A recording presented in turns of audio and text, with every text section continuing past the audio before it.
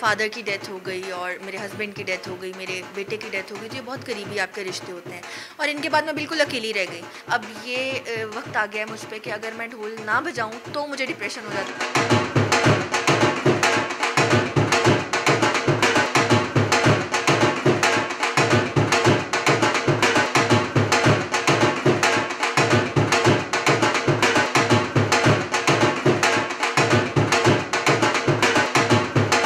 हम बेटी नहीं इसको बोलते, हम इसको बच्चा ही बोलते हैं, क्योंकि ये काम ही ऐसा कर रही है ना, ये मर्दों वाला काम है ढोल बजाना, ये औरत के तो बस की काम नहीं।